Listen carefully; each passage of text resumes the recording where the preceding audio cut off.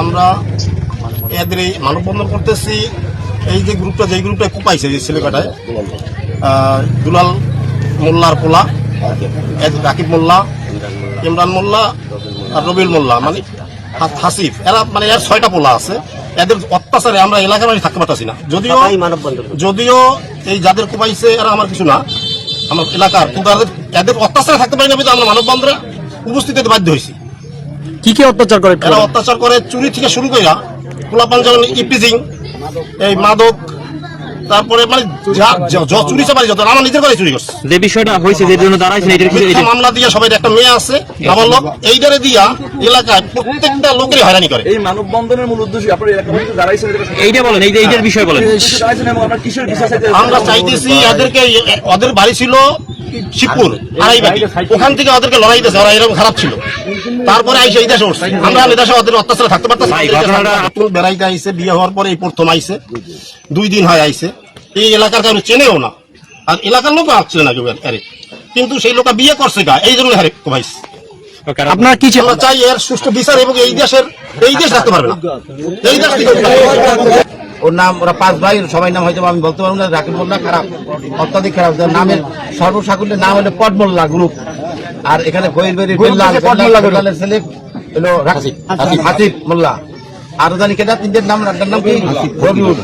এটা মিল্লা মোটামুটি সব ধরনের ব্যবসায়ীদের বিচারের দাবিতে এলাকাবাসীদের মানববন্ধন দাঁড়াইছে। মেয়ে এবং বিয়ে তো জামাই, এটা নিয়ে আইছে একমাত্র উদ্দেশ্য, তুই এই মেয়ে এর কাছে বিয়ে দিলি, তুই বিয়ে করলি কেন? দুদা যে কোনো বিয়ার অনুষ্ঠান আছে, অনুষ্ঠান বানচাল করার জন্য আমরা আমাদের এই গ্রামে, এই এলাকায় ওরা না থাকুক, এই গ্রামে ওরা না থাকুক। ওরা আসার পর ব্যবসা পাচ্ছে চারিদিকে, এদিকে সবাই নাম কি অনেক পুরুষের নামে আর বিপক্ষে 4-5টা নারী নির্যাতন কেস দেয় খালি এই মেয়েটা নিয়ে।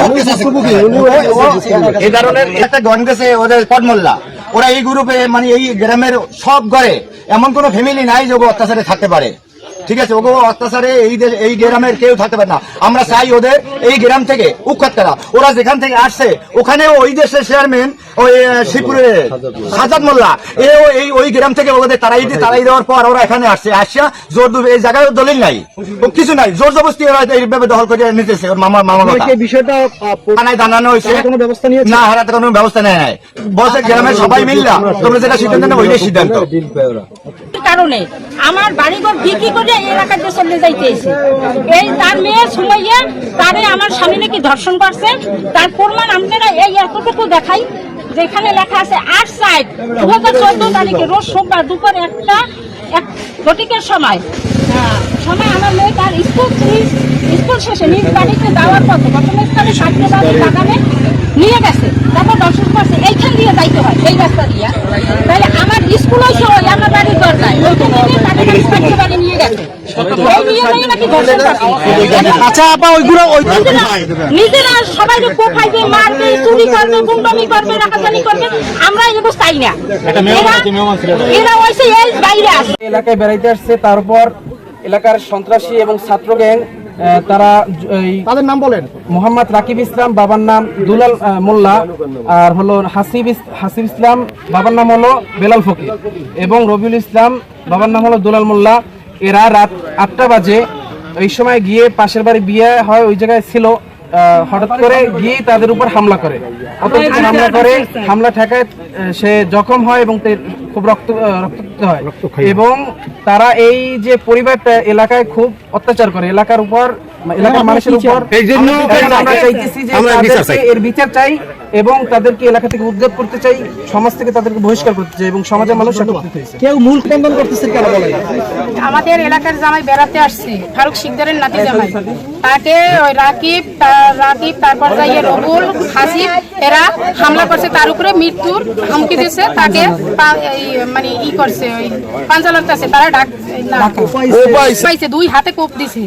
তারপর সে শেরেবাংলা মেডিকেল থেকে তাকে ঢাকা দিয়েছে, ঢাকা সে এখন মৃত্যুর সাথে পাঞ্জা লড়তে চায়।